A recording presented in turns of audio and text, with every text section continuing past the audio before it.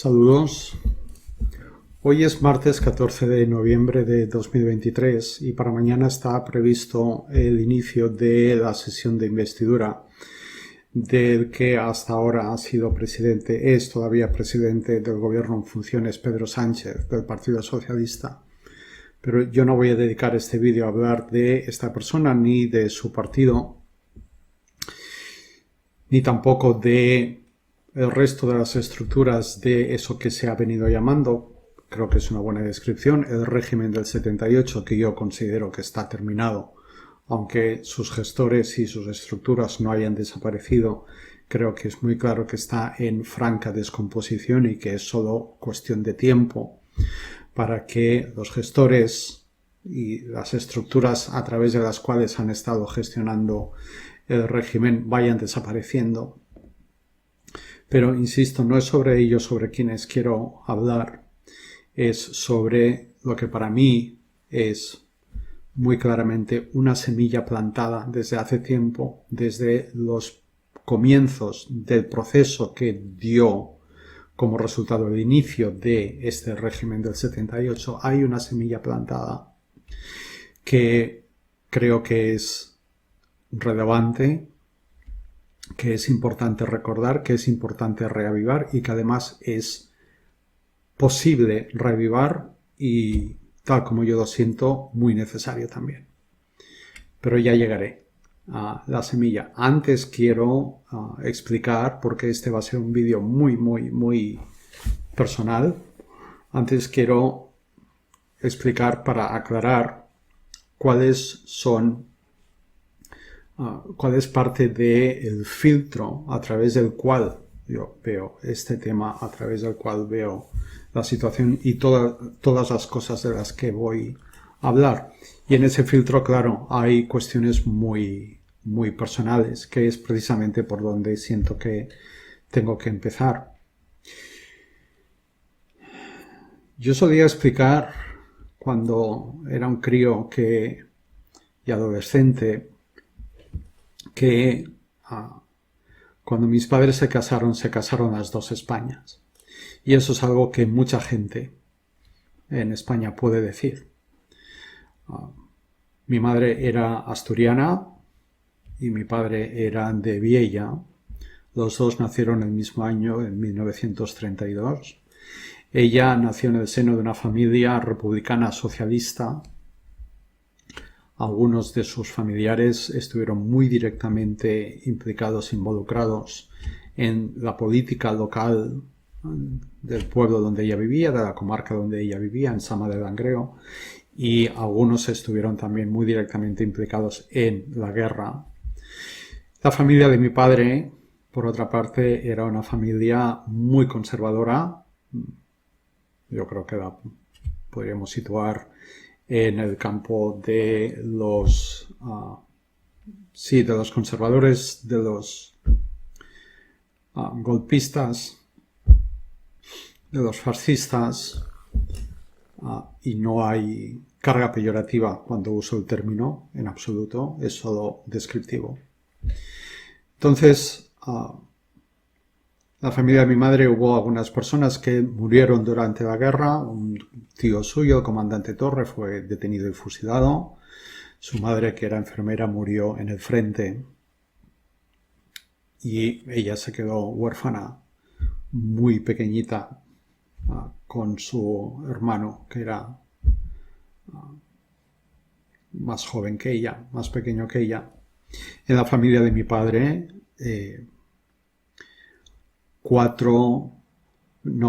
5 hermanos de su madre, de mi abuela materna, que eran todos sacerdotes, a todos los fusilaron militares del ejército republicano. Esa es la carga traumática con la que mis padres llegaron a conocerse y llegaron a el comienzo de la familia que acabaron formando. Y esa es la historia de millones de personas, de millones de familias en este país. Ellos no hablaban mucho de la guerra civil, mi madre hablaba más. ella se quedó más enganchada a eso, ¿no? Se quedó más atascada ahí.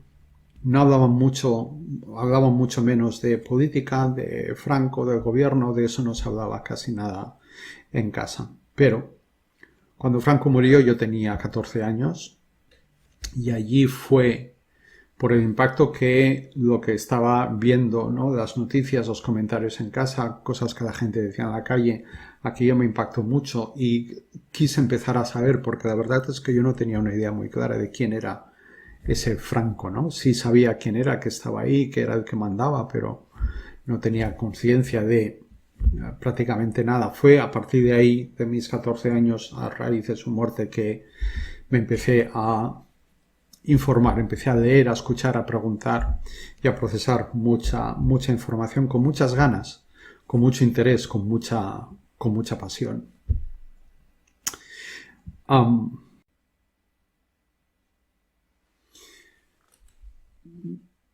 Muchos años después, cuando empecé a estudiar y a practicar astrología, a trabajar con ella, entendí en parte por qué sentía esa atracción tan grande hacia el querer entender lo que estaba pasando, el querer entender las cuestiones colectivas, el cambio político, sobre todo el proceso de la transición que coincidió con mi adolescencia. Y para aquellos que sepáis de astrología o que la practiquéis o que seáis aficionados a ella o que la estudiéis, quiero comentar que tengo a Urano sentadito en mi ascendente junto con Plutón, que también está sentadito en mi ascendente, Plutón en Virgo.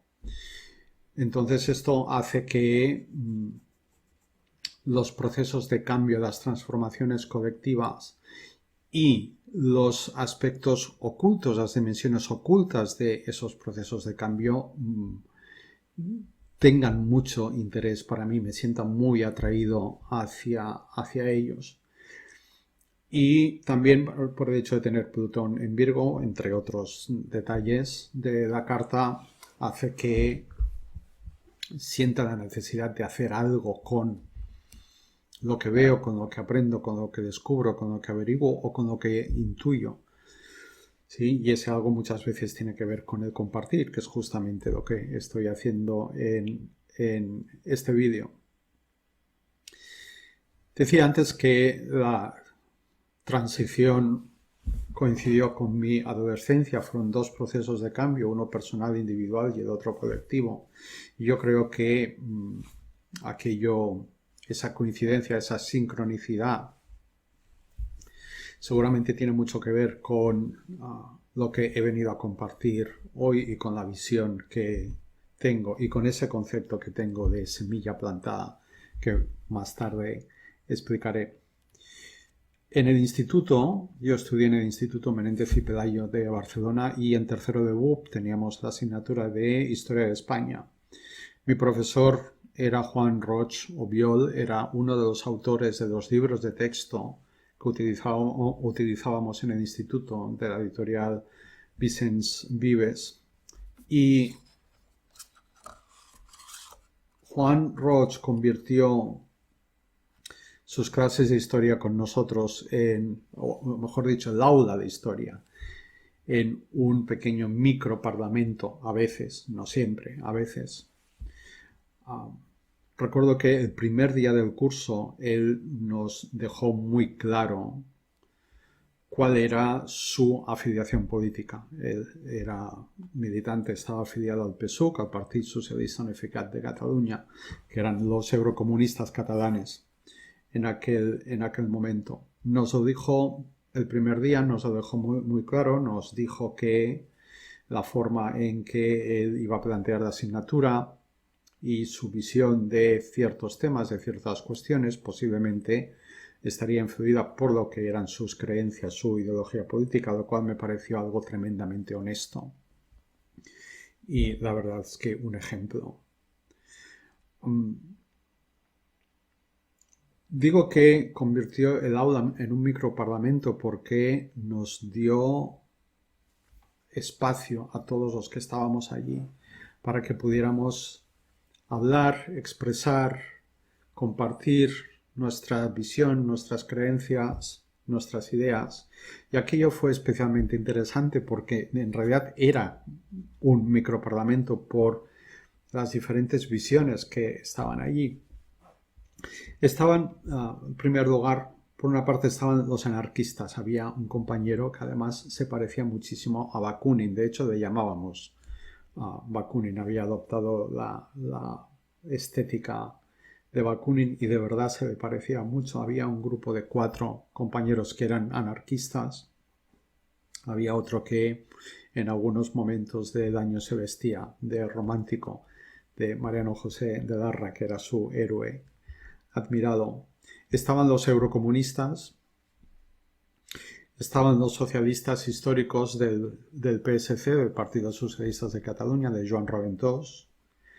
Había 2, recuerdo ahora, convergentes de la Convergencia y Unió del partido de Jordi Pujol, la coalición que dirigía Pujol. Había unos de AP, de Alianza Popular, el partido anterior al Partido Popular, que en aquel momento lo presidía Manuel Fraga, y eran 2 compañeros que eran del Opus. Y todos lo sabíamos, lo habían dicho, además nos habían explicado, nos habían hablado varias veces sobre lo que implicaba ser miembros del Opus y nos habían explicado que uno de ellos era numerario y el otro supernumerario y lo que eso significaba. Había uno que era el nazi del grupo, que era miembro de CEDADE. CEDADE era un grupo político neonazi. Las siglas de CEDADE corresponden al Círculo Español de Amigos de Europa. Fue un grupo político que creo que desapareció a finales de los 70 o de los años 80, no recuerdo bien. Y había un compañero que era miembro de ese grupo y era muy amigo del dirigente nacional de CEDADE, que varias veces habían venido al instituto acompañando a este compañero mientras tenían sus conversaciones. Y luego estaba el de la UCD, que era yo. Luego volveré sobre esto.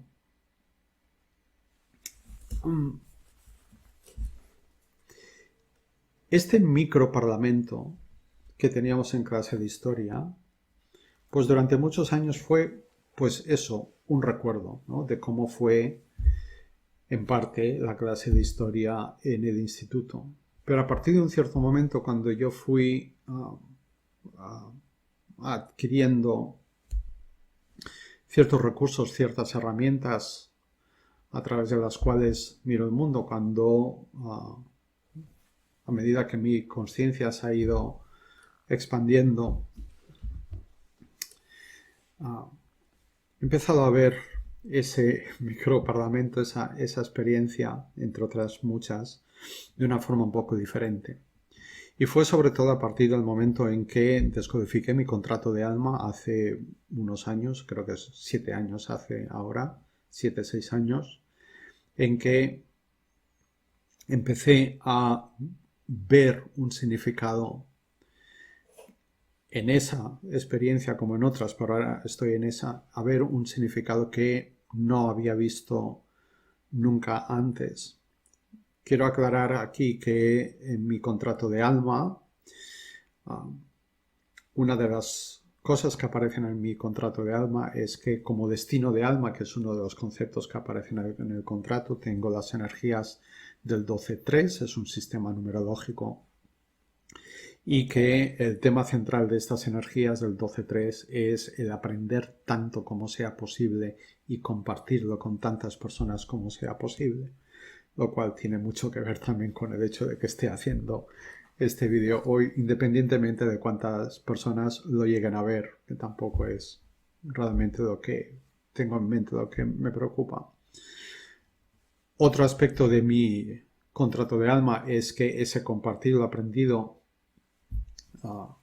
vaya acompañado de una apertura del corazón, de manera que sea un compartir sincero, abierto y sentido, pero también, y ese es otro aspecto de mi contrato, sin limitaciones autoimpuestas asumiendo limitaciones que puedan haber en el exterior, jerárquicas, clasistas, ideológicas, etc. Mi contrato de alma me llama a decir lo que para mí es mi verdad, a compartir mi visión de la vida y del mundo, y ya está.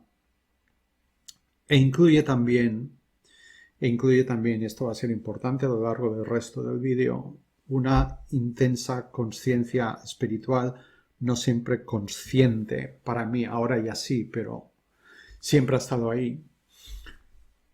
O una conexión, si queréis, muy grande, muy intensa con el sentido del equilibrio entre las energías masculina y femenina. Eso ahora es algo muy consciente en mí.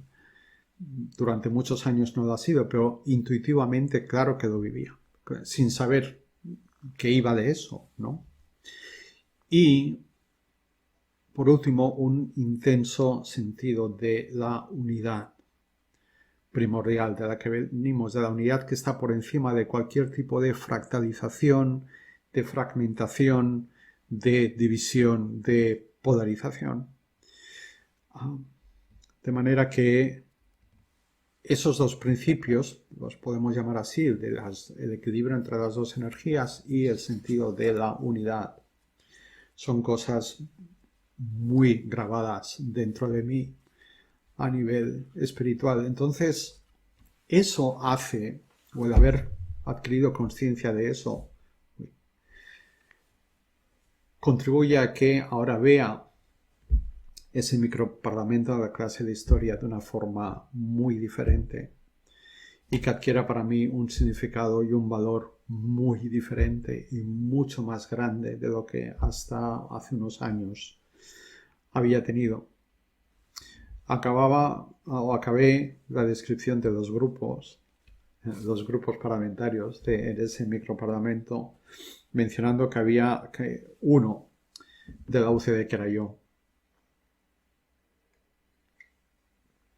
Para quienes no vivisteis esos años y quizá no estéis muy al tanto, porque no hayáis oído hablar ya de ello, la UCD era la Unión del Centro Democrático, el partido de Adolfo Suárez, vamos a decirlo así. Bien, ¿qué había en la UCD? He explicado qué había en mi clase de historia de tercero de BUP. Vamos a ver qué había en la UCD. La UCD era una especie de coalición interna de varios grupos, partidos, algunos, había creo que hasta 17 partidos, y luego personas que estaban ahí independientemente, y había unas tendencias predominantes que eran, y voy de izquierda a derecha,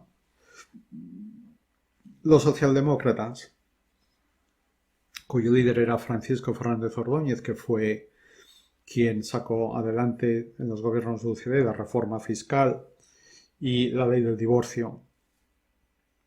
Los liberales de Joaquín Garrigues Walker. Los democristianos de Óscar Alzaga y Dandelino Lavilla. Luego había un grupo que se autodenominó o se desdenominó y se quedaron con eso, entre comillas, los azules socialdemócratas.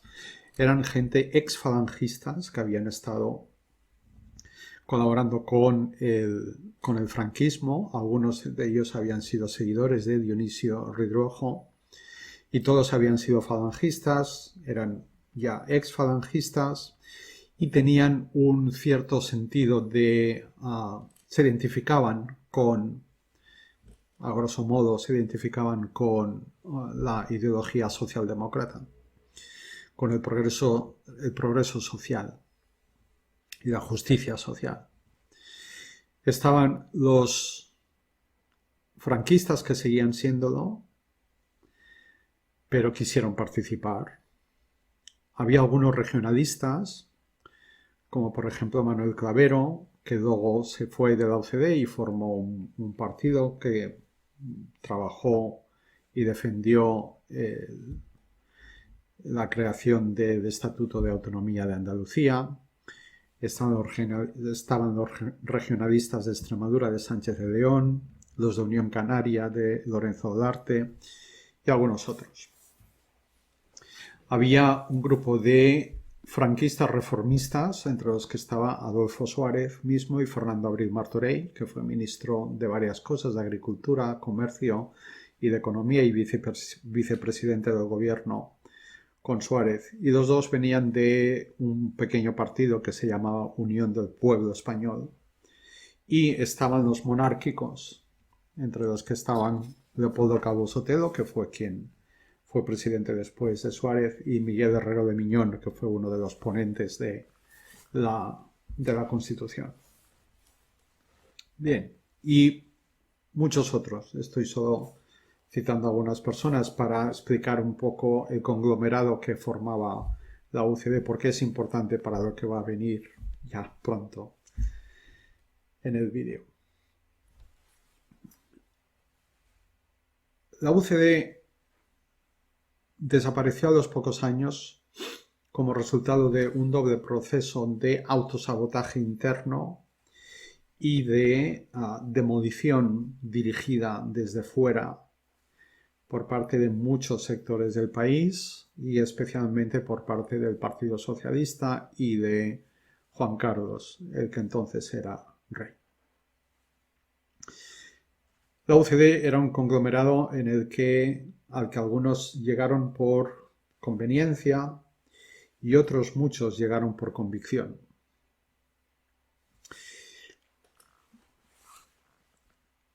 Todos ellos crearon lo que en realidad fue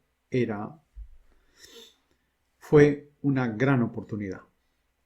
Y no supieron, no pudieron, no les dejaron, o una mezcla de todo seguramente, sostener esa gran oportunidad que ellos mismos habían creado.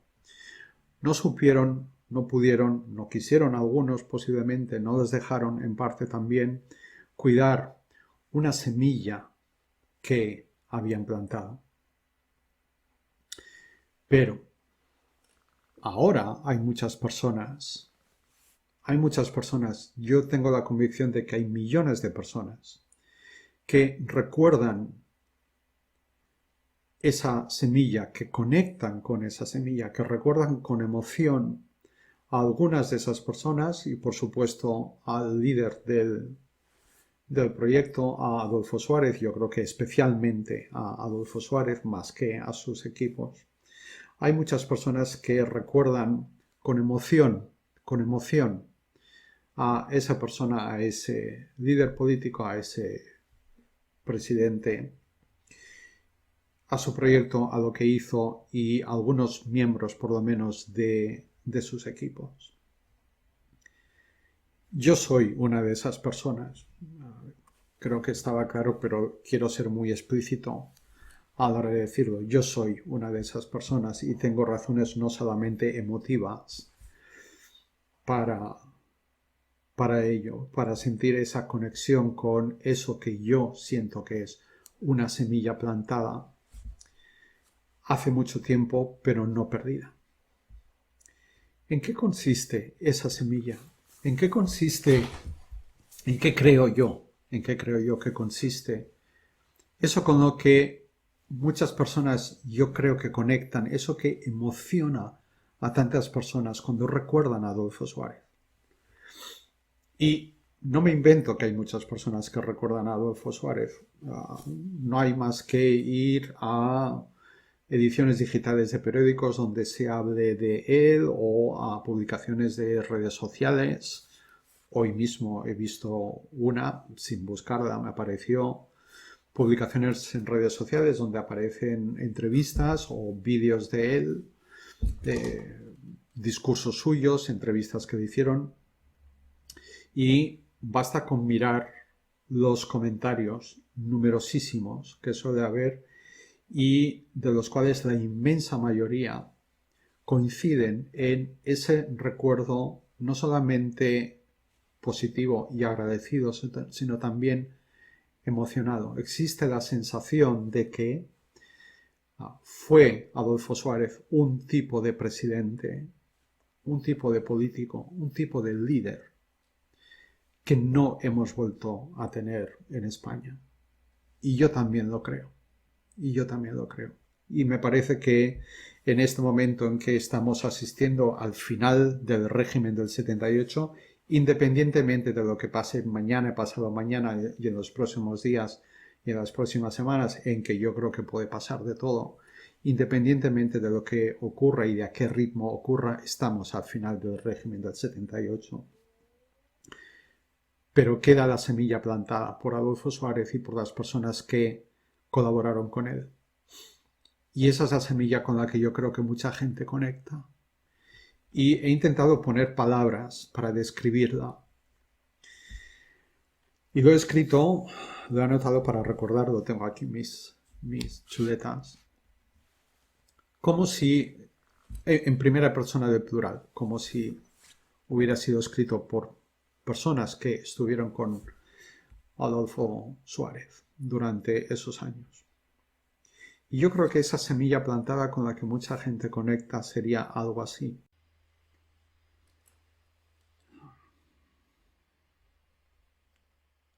Tenemos creencias diferentes y trabajamos juntos para crear algo superior a nosotros, mejor que lo que tenemos y beneficioso para todos. Segundo, hablamos, dialogamos, discutimos para crear pactos que permitan materializar ese algo superior a nosotros, mejor que lo que tenemos y beneficioso para todos. Y al hacer esto y al hacerlo así, renunciamos a utilizar la posición en la que estamos para buscar el beneficio de nuestros intereses particulares. Tercero, hacemos todo lo posible para cumplir lo prometido. Y sobre esto yo creo que mucha gente recordará o le sonará, porque quizá nunca lo ha visto, lo ha oído, el discurso de Adolfo Suárez, puedo prometer y prometo, de la campaña electoral de las elecciones de 1977, de las primeras elecciones. Que vale la pena ver para ver cómo se siente ver el currículum de un presidente del gobierno que hace una lista de las promesas cumplidas. Y cuarto, intentamos mantenernos sinceros y honestos. Por lo tanto, trabajar juntos, pasando por encima de las diferencias, conjugando las diferencias. Trabajar juntos para crear algo que beneficie a todos, no solo a unos cuantos, a todos. Hacerlo hablando, dialogando, negociando, discutiendo hasta llegar a crear pactos no vergonzosos o vergonzantes, pactos no de los que se tienen que ocultar, sino pactos que den como resultado eso que se intenta construir. Prometer y cumplir lo prometido y mantenerse sinceros y honestos. Bien, yo creo que desde octubre de 1982, cuando el Partido Socialista ganó las primeras elecciones, el 28 de octubre del 82, en las que consiguió 202 diputados de los 350 que hay en el Congreso, perdón. Yo creo que desde entonces no hemos vuelto a tener algo así. Ni siquiera hemos tenido hasta este último gobierno un gobierno de coalición. Y este último que hemos tenido, que tenemos y que ya veremos hasta dónde llega, pero la verdad es que da igual hasta dónde llegue. Pero este último ha venido no para construir, sino para ser la cara visible, ni mucho menos la cara ejecutora o gestora, sino simplemente la cara visible del despliegue en España de la agenda del plan genocida de la Agenda 2030. Por lo tanto, es un conglomerado, un equipo que no tiene absolutamente nada que ver con el equipo, con los equipos de los que estoy de los que estoy hablando. Y antes de este gobierno de coalición no hemos tenido un gobierno de coalición, ni siquiera cuando parecía que tenía sentido que hubiera un gobierno de coalición después de las últimas elecciones que ganó Mariano Rajoy, y este país estuvo un año, aproximadamente un año, no sé si fue un poco menos, un poco más, con un gobierno en funciones porque los dos grandes partidos, los dos partidos mayoritarios, fueron incapaces de crear un pacto para gobernar en coalición. Estamos pues muy lejos de lo que tuvimos. ¿Y qué es lo que tuvimos? Me gustaría describirlo ahora desde una perspectiva muy diferente o a través de un prisma muy diferente.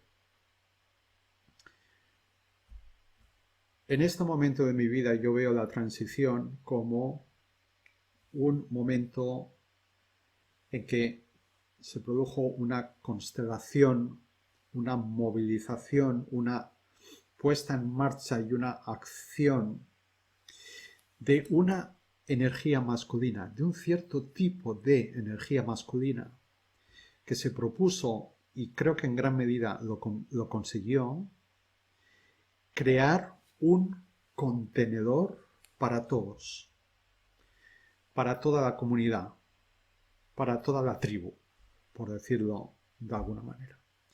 Y crear contenedores para la comunidad, eso es una de las funciones de la energía masculina. Y, sobre todo en determinados contextos, es una de las funciones especialmente de los hombres por el hecho de que nosotros encarnamos por defecto, digamos, de fábrica, la energía masculina. Esto lo explicaré un poco más tarde después para que se entienda mejor a lo que me refiero cuando menciono a los hombres específicamente. La creación de ese contenedor para todos, para toda la comunidad, para toda la tribu, la llevaron a cabo en medio de grandes tensiones con otros que desplegaban otros tipos de energía masculina con otros objetivos. Y entre ellos estaban, primero, los que querían impedir que se tocara el contenedor que había antes, es decir, los que querían impedir que se tocara el franquismo y que, pues os voy a describir para irlo situando como los defensores de una solución golpista, los golpistas civiles y militares que al final acabaron asumando en el golpe de 1981, aunque yo creo que ahí hubo algunas cosas más que no voy a comentar porque tampoco este vídeo es para eso. Segundo lugar, había otros que querían retocar mínimamente el contenedor que había antes. No, el franquismo querían retocar mínimamente el contenedor, pero dejarlo todavía muy estrecho, muy asfixiante. Y eso era el gobierno de Arias Navarro, el primer gobierno de la monarquía. El gobierno que hubo antes, justo después de que Juan Carlos I tomara posesión o fuera coronado, y antes del primer gobierno de Adolfo Suárez. Estos dos grupos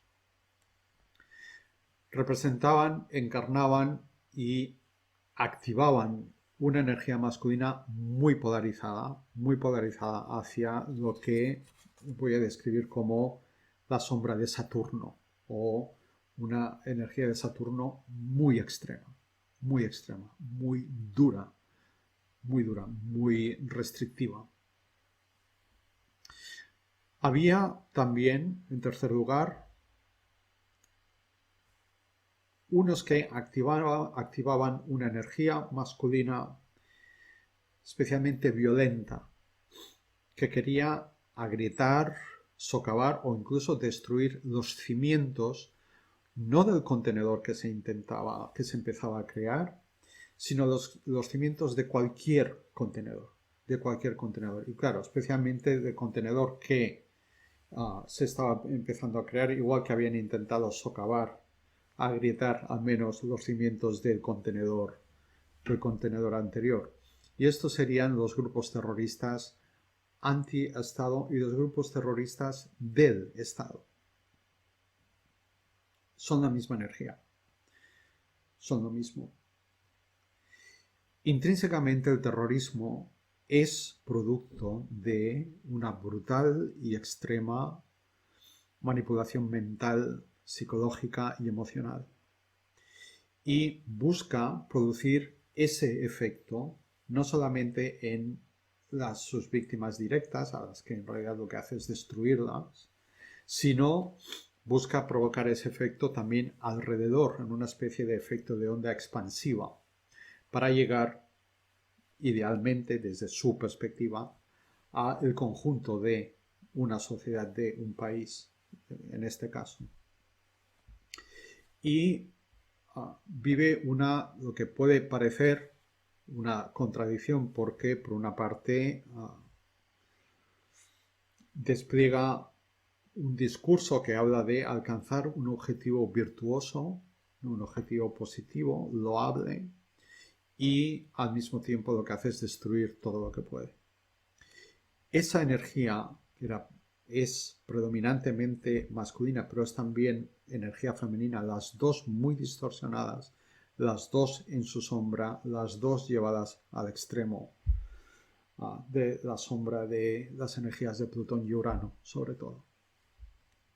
Y por último estaban los que querían disgregar el contenedor y sustituirlo por a largo plazo, no de inmediato porque no era factible, a largo plazo sustituirlo por una red de contenedores independientes entre sí, que serían los partidarios de los movimientos independentistas, varios que había y que en aquel momento eran muy minoritarios.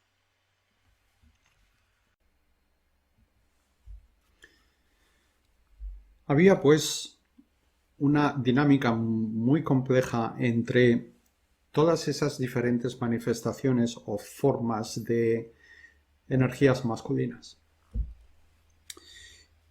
Y en esa dinámica estaba la energía masculina de esas personas que yo defiendo en este vídeo, que plantaron una semilla que ahora necesitamos reavivar urgentemente.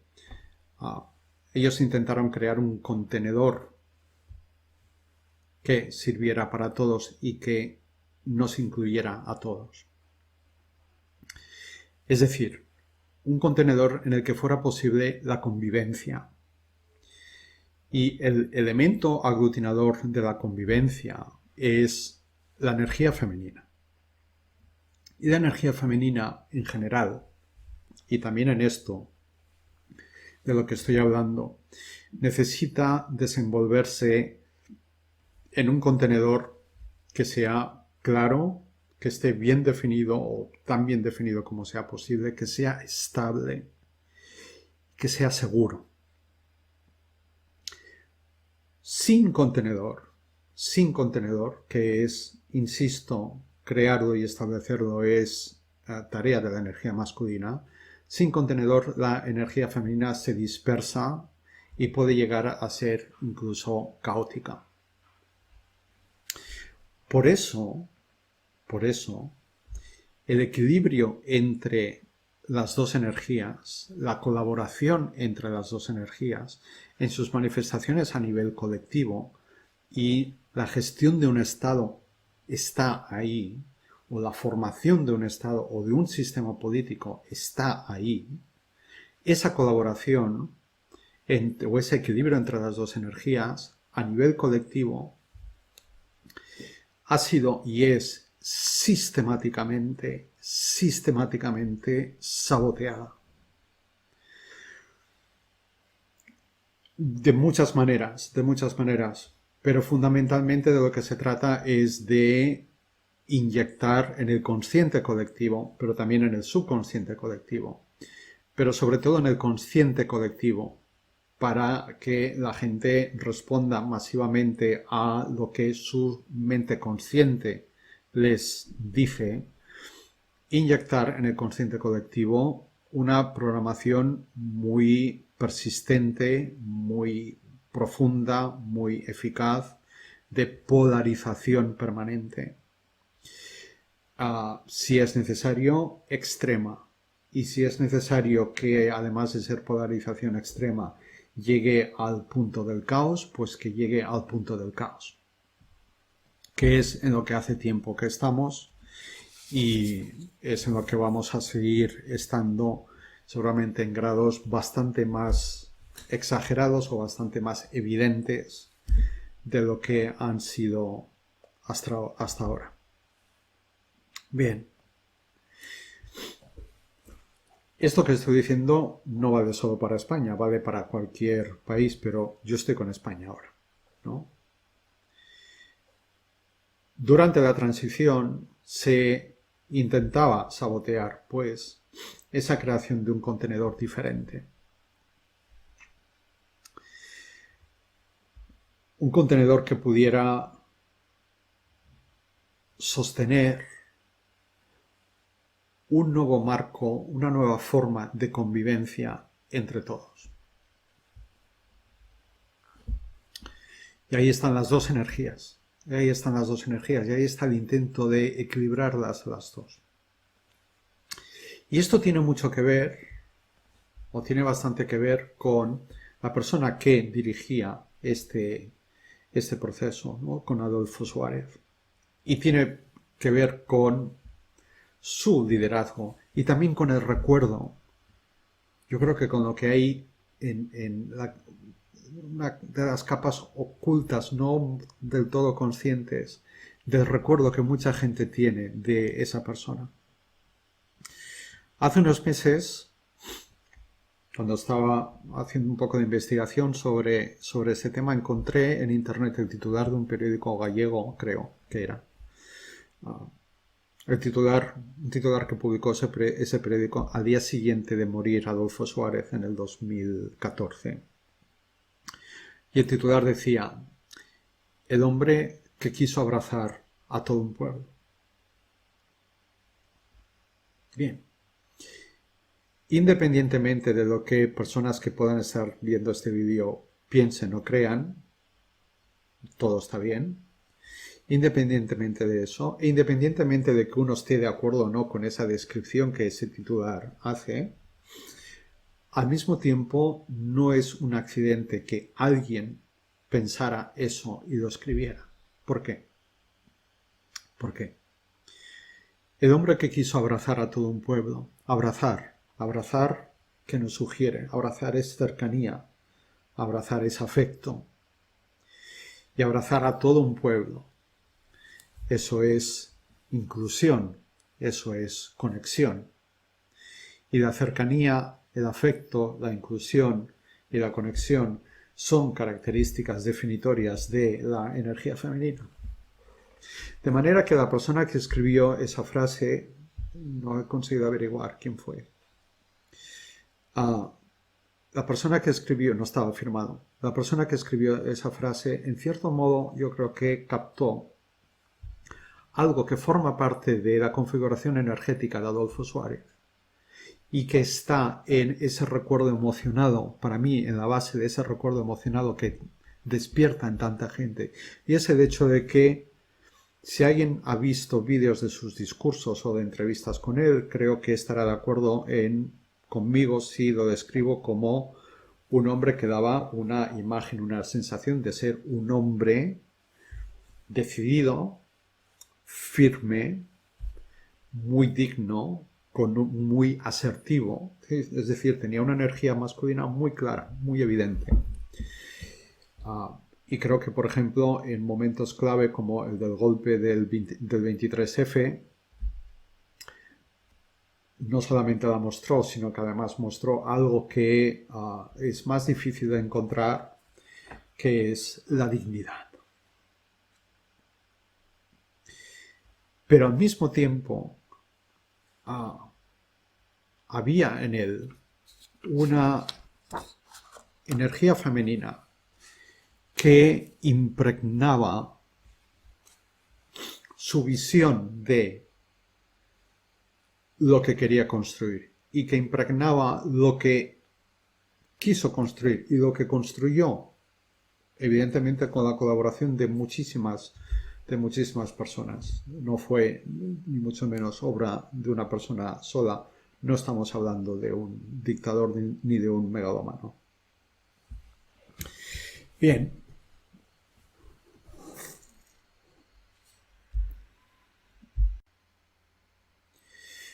Antes mencioné mi contrato de alma y ahora quiero mencionar, para abundar en esto y explicarlo y aclarar por qué saco esta colación, quiero mencionar una parte, un aspecto solo del contrato de alma de Adolfo Suárez.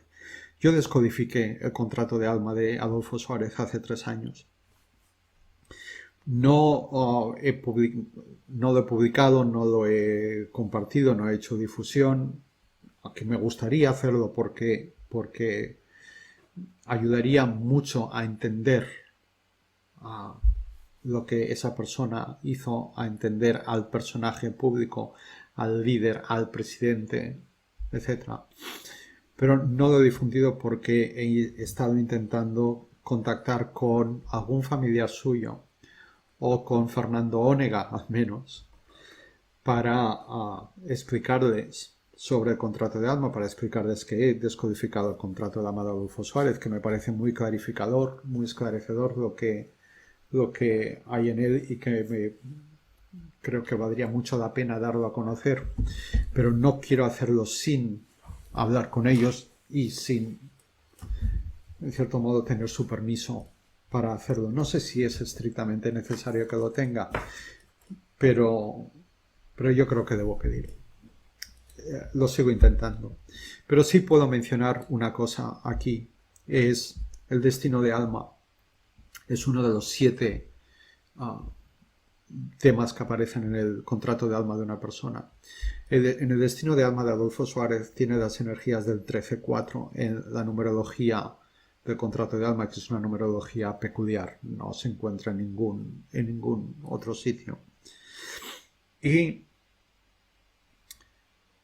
el tema central de la energía del 13, la del 4 es otra cosa, pero la energía del 13, su característica central es la de ser una energía muy maternal. De manera que no es lo único que hay en el contrato de alma de Adolfo Suárez que nos habla de una energía femenina clara, ¿no? Activa, pero incluso si fuera solamente esto, sería más que suficiente. Y yo creo que esa presencia en él de las dos energías, un sentido posiblemente intuido de equilibrio de las dos y una visión intuitiva, pero yo creo que al mismo tiempo muy consciente de cuál es la misión o cuál es la función o la responsabilidad, esa es la palabra que buscaba, de la energía masculina. Creo que eso era muy claro en él. Y yo creo que lo transmite claramente en sus discursos, en las entrevistas y en lo que hizo. Entonces, vamos a recoger algunas cosas que he mencionado y vamos a ir un poco más allá. Hace un rato explicaba esa especie de coalición interna que era la UCD, de manera que los gobiernos de UCD, en cierto modo, eran unos gobiernos de coalición, ¿no? En cierto modo. No de partidos que hubieran concurrido a las elecciones separadamente, sino de partidos que estaban dentro de una coalición, pero bueno, eran una coalición. Y esto me lleva al tema, y este es un tema clave, al tema de los gobiernos de concentración o gobiernos de concentración nacional. Nunca ha habido ninguno en España en el régimen del 78. Un gobierno de concentración o un gobierno de concentración nacional es un gobierno en el que participan todos los partidos políticos, al menos todos los partidos políticos que están representados en el Parlamento. Todos los partidos participan en ese gobierno y se nos explica, se nos ha explicado, se nos ha vendido que un gobierno de concentración nacional es algo excepcional y que es aceptable solamente en momentos extremadamente críticos de emergencia nacional. Momentos en los que hay una conciencia clara de que es momento de estar todos a una. Y siempre como algo temporal, siempre como algo que debe durar la menor cantidad de tiempo posible o el menor tiempo posible. Y yo pregunto ¿por qué? ¿Por qué? ¿Os habéis preguntado por qué? Porque es inaceptable un gobierno de coalición, un gobierno de concentración nacional. ¿Por qué tiene que ser algo a lo que se recurra en momentos de extremada gravedad o de extremada crisis, en momentos en que peligre la supervivencia misma del país, de la nación, del Estado, de vete a saber qué? ¿Por qué? ¿Por qué? Porque esto es parte de la programación que podríamos titular la programación del mundo al revés, que es la programación en la que vivimos, en la que se nos hace creer que lo que realmente es beneficioso es negativo y lo que es verdaderamente tóxico es positivo.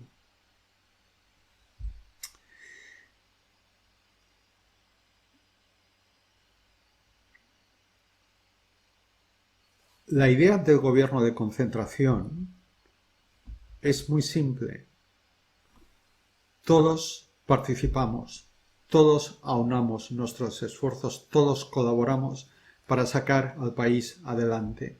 ¿Se puede saber por qué eso tiene que ser algo exclusivo de momentos de extremada crisis? Es mentira. Es mentira. Es mentira, porque de lo que se trata es de reforzar continuamente la programación que tenemos metida todos, la programación que tenemos grabada de que lo normal es que haya opiniones diferentes, programas diferentes, propuestas diferentes, visiones diferentes, que lo que hacen es concurrir para contrastar unas con otras y enfrentarse de forma civilizada y respetuosa. Suárez lo describía así, a partir de un cierto momento dejó de ser así, enfrentarse de esa forma respetuosa y civilizada en contiendas electorales y después en los parlamentos para ver qué visión, qué propuesta, qué plan, qué programa, lo que sea, recibe el apoyo mayoritario de las personas, de los electores. Con lo cual lo que hacemos es bendecir y perpetuar la separación, la división, que ya no es ni siquiera dualidad, es que va más allá, porque es fragmentación. Y es fragmentación de la fragmentación de la fragmentación. Entonces, quiero proponeros ahora hacer un pequeño ejercicio interior. Si queréis hacerlo con los ojos cerrados, cierra los ojos si quieres. Y visualiza y siente esto. Vamos a hacer varias capas. Vamos a empezar por esto. Visualiza y siente esto, esta afirmación, este principio. Los gobiernos de concentración como la norma. Los otros, es decir, los gobiernos de un partido o de dos partidos y dejando al resto de las opciones fuera, como manifestación de una anomalía, de una crisis interior que debe ser abordada inmediatamente para entender en qué consiste y ver cómo resolverla. ¿Lo tienes? Bien. Ahora presta atención a esto. ¿Qué sientes? ¿Qué te dices? ¿Qué te está diciendo tu mente? Si te está diciendo algo. Que estoy seguro que algunas personas que estén viendo esto, su mente les está diciendo algo. Es posible que estén experimentando lo que describimos coloquialmente como un cruce de cables. ¿Sientes resistencias dentro de ti a asimilar este principio? Y esas resistencias, ¿cómo las argumentas? Creo que vale la pena hacer este ejercicio ahora o después, cuando hayas dejado de ver el vídeo, otro día, lo que sea. Pero creo que es muy útil hacer este ejercicio. Porque al hacerlo estamos empezando a contactar con un paradigma diferente dentro de nosotros. Un paradigma muy diferente del paradigma predominante, del paradigma que tenemos programado y en el que estamos todos metidos. Y vamos a dar un paso más. Vamos a elaborar sobre lo siguiente.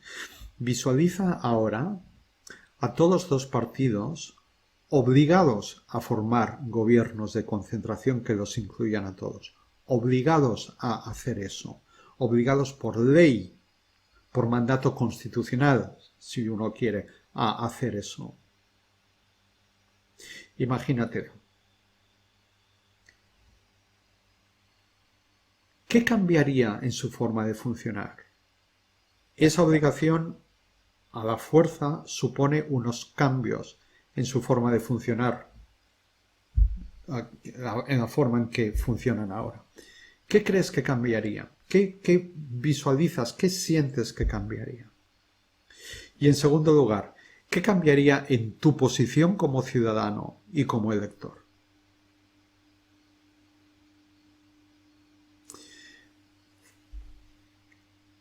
Y vamos a una última capa.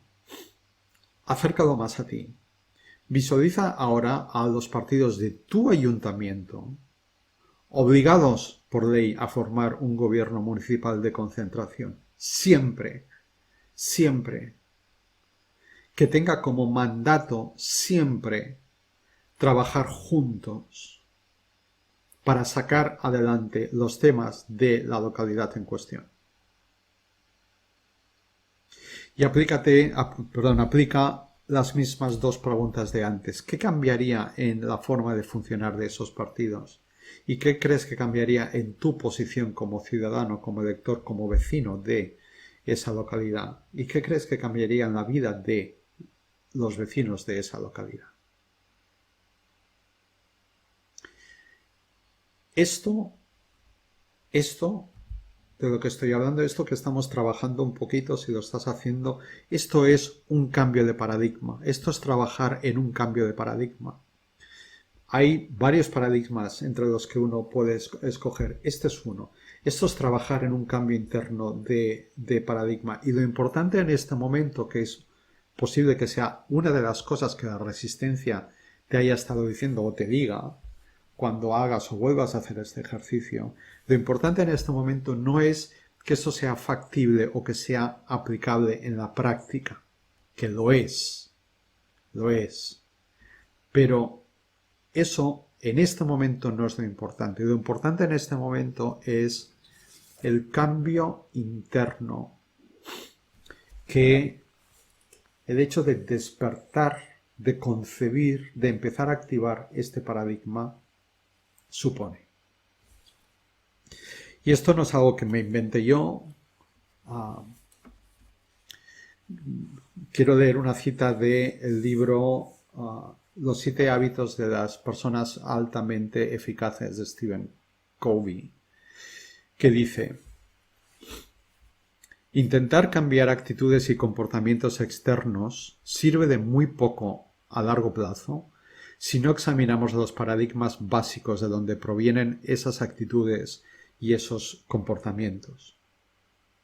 Por lo tanto, sigue, si queremos hacer cambios significativos, cuánticos, necesitamos trabajar en nuestros paradigmas básicos.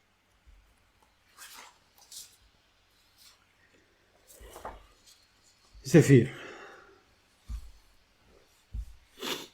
si queremos que lo que tenemos fuera cambie, tenemos que cambiar nosotros dentro primero. Si queremos, en un contexto en el que todavía existan partidos políticos, eso es algo de lo que valdría la pena hablar, porque eso también es un paradigma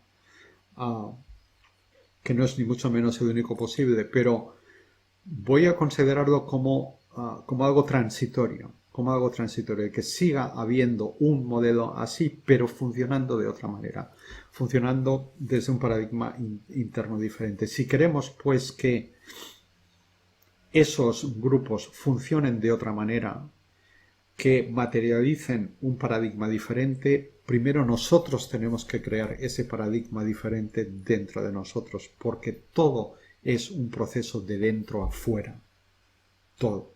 De manera que si tú, yo, nosotros, mucha gente, cada vez más, somos capaces de concebir y practicar, y pronto llegaré a eso, y practicar un paradigma así, llegará un momento en que ese paradigma lo manifestemos fuera de nosotros, colectivamente también. Porque todas las transformaciones colectivas son transformaciones que empiezan siendo individuales, de dentro a fuera. Las transformaciones colectivas son manifestaciones de transformaciones que se han dado o se están dando, al menos dentro en los individuos, en las personas individualmente. Después, por resonancia, esas personas van conectando entre sí y colectivamente van materializando entre todas ese paradigma nuevo. Si nosotros recogemos el paradigma de la semilla plantada por Adolfo Suárez y las personas que colaboraron con él, podemos ser capaces de asumir dentro de nosotros nuestra capacidad y nuestro compromiso para ser capaces un día de decir que somos diferentes, tenemos creencias diferentes, pero construimos y avanzando, uniendo nuestras diferencias para crear entre todos algo superior a nosotros, mejor que lo que tenemos y beneficioso para todos. Y lo hacemos hablando, debatiendo y discutiendo hasta crear pactos que permitan materializar eso. Y lo hacemos además intentando siempre cumplir lo que hemos prometido y lo que nos hemos prometido e intentando mantenernos sinceros y honestos. Esto es lo que Stephen Covey en su libro describe como el principio de cooperación creativa, que consiste en desarrollar colectivamente soluciones a través del pacto y del acuerdo, soluciones que son mejores que cualesquiera de las nociones particulares originales de los puntos de partida anteriores.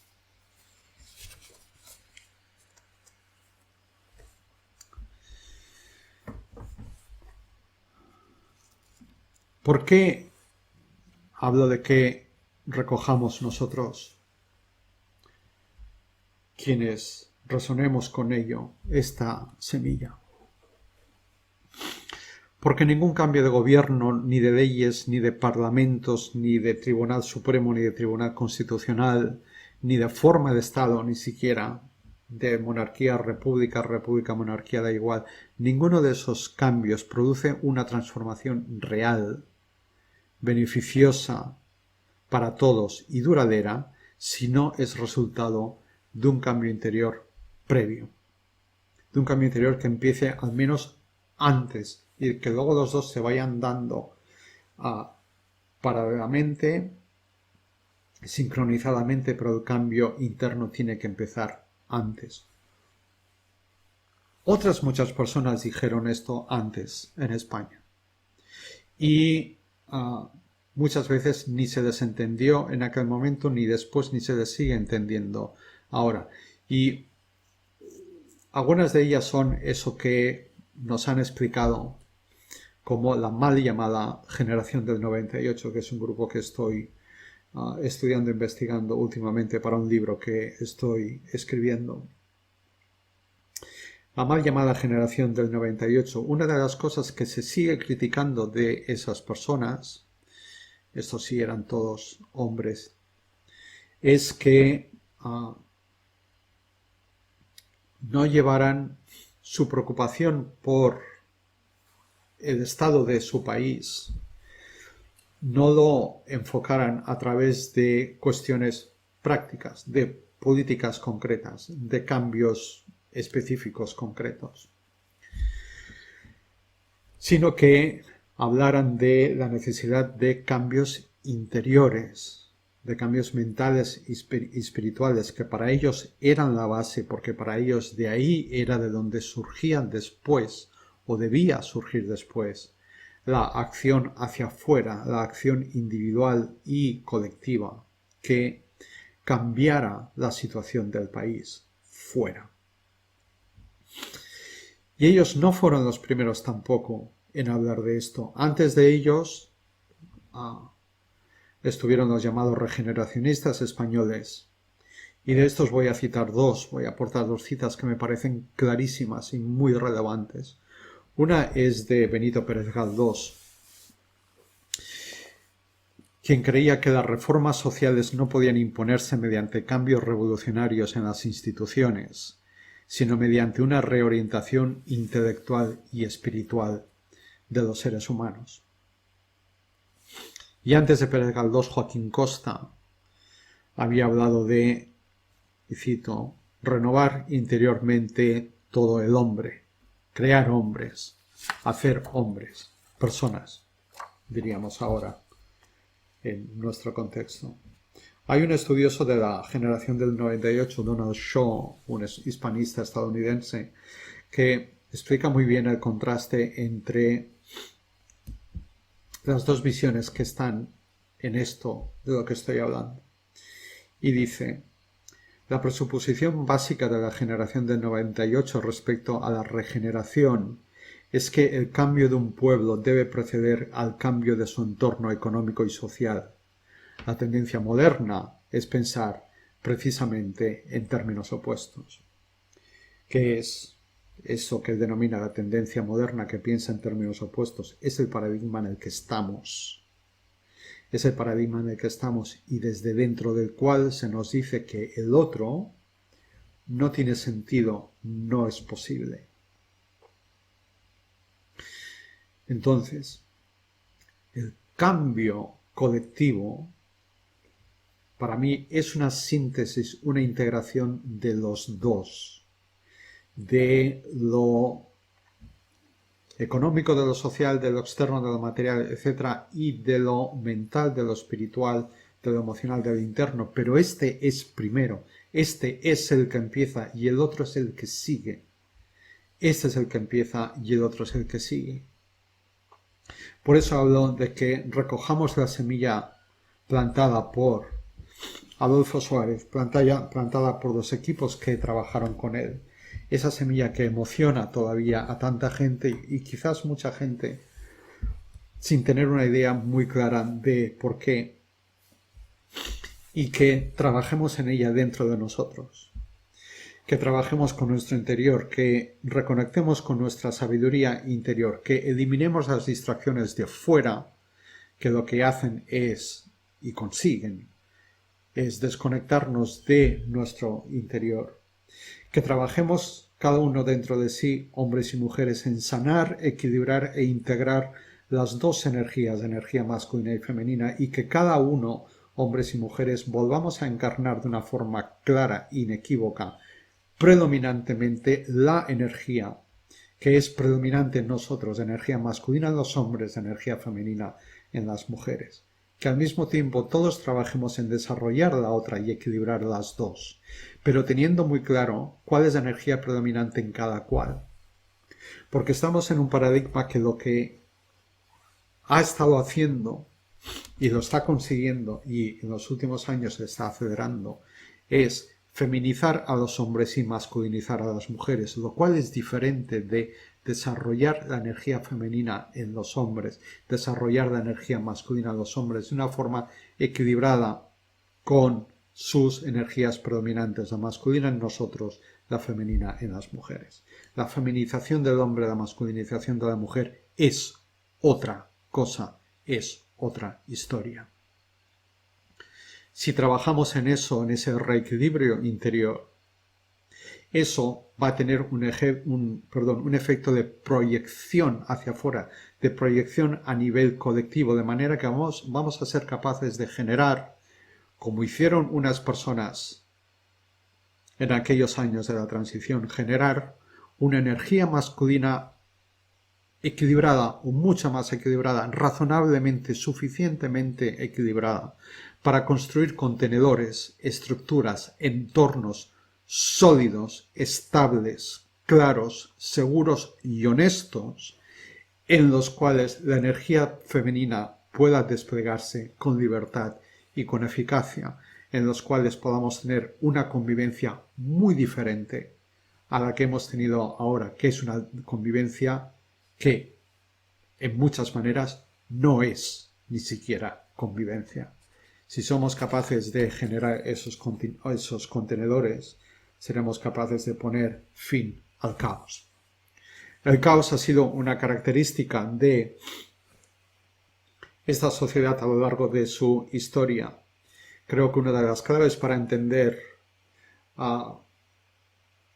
un cierto patrón de la historia de España es precisamente la ausencia de ese tipo de energía que sí tuvimos en esos años clave de la transición, esa energía de la que estoy hablando en este vídeo.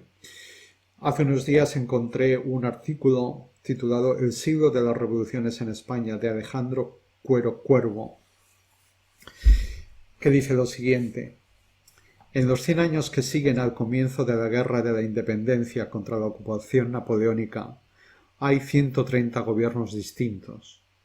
De ellos, 20 no llegan a durar ni una semana. Hay aproximadamente 5.000 revoluciones, 5.000, y se elaboran hasta 7 constituciones diferentes. Ahora no estamos en una situación así, pero esto es parte de un patrón colectivo, ancestral, que sí llevamos en nosotros.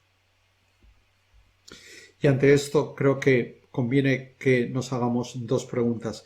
¿Qué tipo de energía masculina hay ahí? ¿De qué tipo de energía masculina nos habla esto? ¿De qué tipo de energía masculina nos habla la situación que estamos viviendo en España en este preciso momento, hoy, martes 14 de noviembre del 2023? ¿Y qué tipo de energía femenina puede desplegarse ahí? En ese contexto, en lo que esta energía masculina predominante ha creado y en todo lo que ha destruido y está destruyendo. Porque la polarización es cada día más extrema y más profunda, y yo estoy convencido de que ha llegado un momento en que ha llegado a un punto sin retorno. Ha llegado un momento en el que lo único que puede pasar es que vaya a más, hasta llegar al extremo de la autoaniquilación. Y por eso me parece no emotivamente bonito o intelectualmente interesante, me parece necesario reconectar con esa semilla plantada que está dentro de mucha gente. La semilla que plantó Adolfo Suárez, la semilla que plantaron los equipos de Adolfo Suárez, que reconectemos con ella. Está pasada, pero no está muerta. No es algo que no tiene sentido ahora. Es lo que tiene más sentido ahora. Lo que no tiene sentido ahora es lo que tenemos ahora. Eso es lo que no tiene sentido. Lo que sí tiene sentido es lo que vivimos entonces. Es esto que he intentado describir a lo largo de este vídeo. Y voy a terminar con unas citas muy diferentes entre sí. Son dos citas, primero dos de Yeshua, son canalizaciones de Yeshua a través de Pamela Cribe,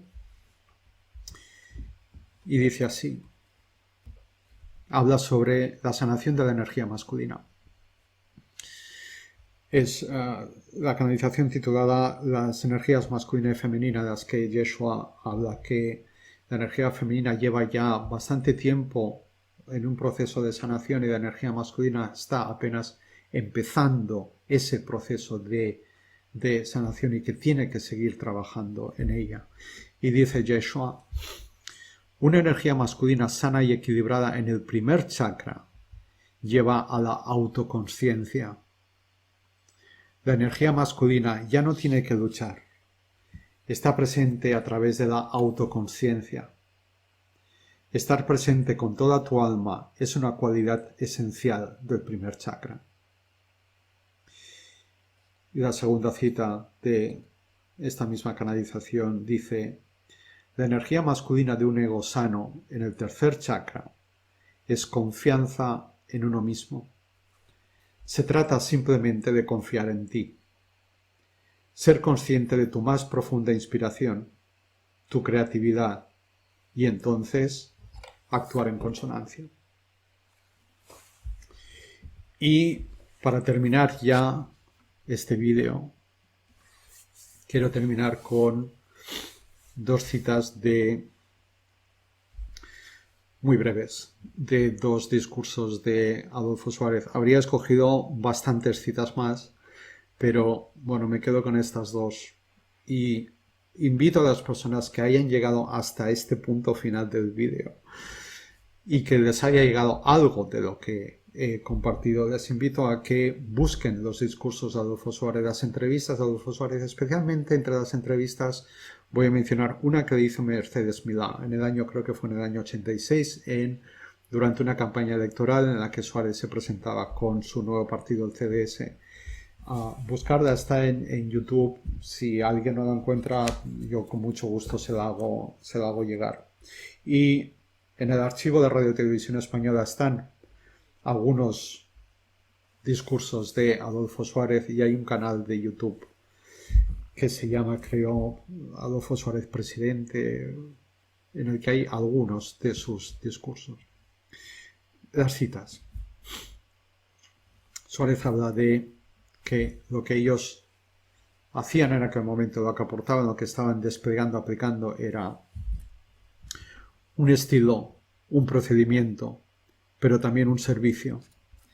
El servicio que se deriva de trabajar en equipo en favor de nuestro pueblo.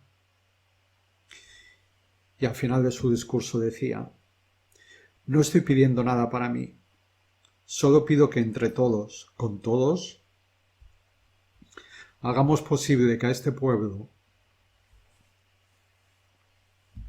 se le devuelva la confianza de sentirse capaz de gobernarse a sí mismo. Ese segundo fragmento era del discurso que leyó en televisión el día antes del referéndum de la ley de la reforma política en el año 76, que es de verdad el punto de referencia. El punto de referencia no es la Constitución, eso viene después.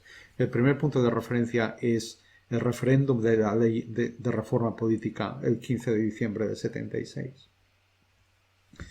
Y termino. Podemos y necesitamos reclamar nuestro poder, reclamar nuestra soberanía, recuperarla.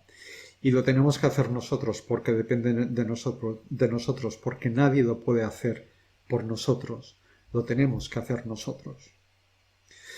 Y una forma de hacerlo es juntándonos con personas que sean diferentes de nosotros, a los que veamos como diferentes de nosotros, que piensen diferente, que tengan creencias diferentes sobre lo que sea, que funcionen de otra manera, que tengan otras ideas, otros enfoques, otras maneras, y que nos juntemos con ellos y que adquiramos el compromiso de construir cosas juntos, aunque sean cosas pequeñas, pero las cosas pequeñas, construidas así, son muy grandes y son nuevas semillas para cosas mucho más grandes.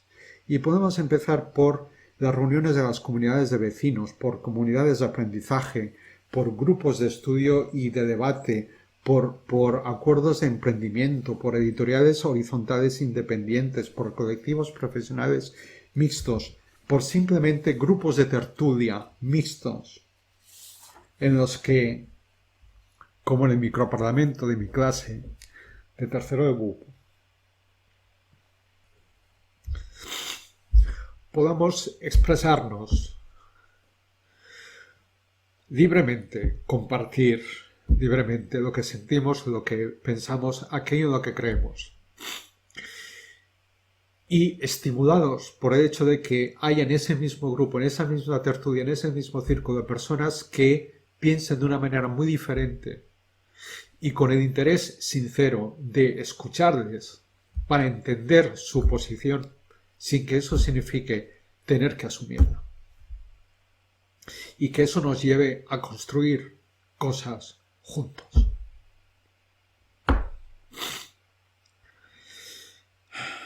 Bien. Muchas gracias si habéis llegado hasta aquí.